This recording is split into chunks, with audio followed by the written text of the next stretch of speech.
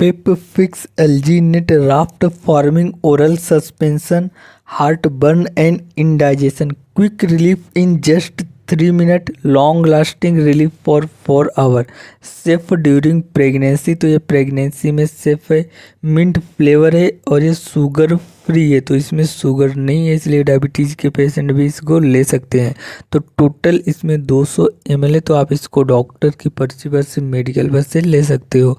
इसकी कीमत 210 रुपये है और ये नवंबर 2025 को बना हुआ है, अक्टूबर 2027 तक ये चलेगा। तो इसको सन फार्मा कंपनी बनाती है, जो कि काफ़ी फेमस कंपनी है। तो जहाँ के डॉक्टर ने रिकमेंड किया उनके बगल के मेडिकल पर ये आपको आसानी से मिल जाएगा। और अगर मेडिकल पर नहीं है तो उनको बोलोगे तो आपको मंगा करके दे देंगे।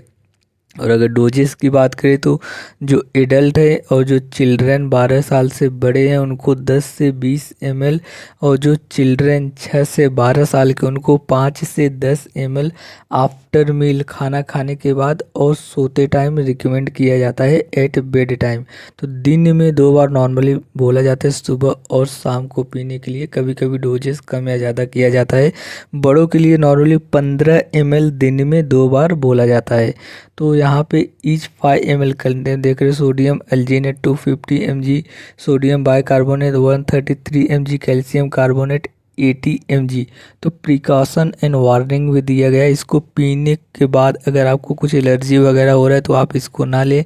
अगर आपको जो सोडियम का रिस्ट्रिक्शन किया गया है, जैसे कई बीमारियों में बोला जाता है कि सोडियम लेना मना है, तो उस कंडीशन में क्या होता है कि आपको इसको थोड़ा ध्यान से पीना होता है। जैसे हार्ट की बीमारी हो गई या फिर किडनी या फिर लीवर की बीमारी है, तो उस कंडीशन में भी इसको ज़्यादा नहीं लेना होता है।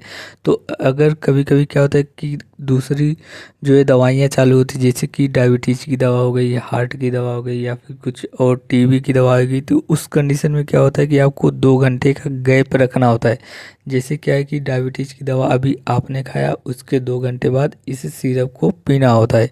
तो इसको पीने से क्या है कि अगर आपको जो हार्ट बर्न का प्रॉब्लम है, सीने में जलन हो रहा है, एसिडिटी का प्रॉब्लम है, इनडाइजेशन की वजह से क्या होता है कि एसिडिटी होने लगती है, पेट में दर्द होने लगता है, स्टमक अल्सर होने लगता है, तो उस कंडीशन में इस सस्पेंशन को रिकमेंड किया जाता है। तो इसको जो है पीने से पहले अच्छी तरह से हिला लेना है, क्योंकि क्या है कि ये जो है नीचे बैठ जाता है इसका इंग्रेडिएंट। तो अच्छी तरह से आपको मिक्स कर लेना है, उसके बाद जो है आपको इसको पीना है।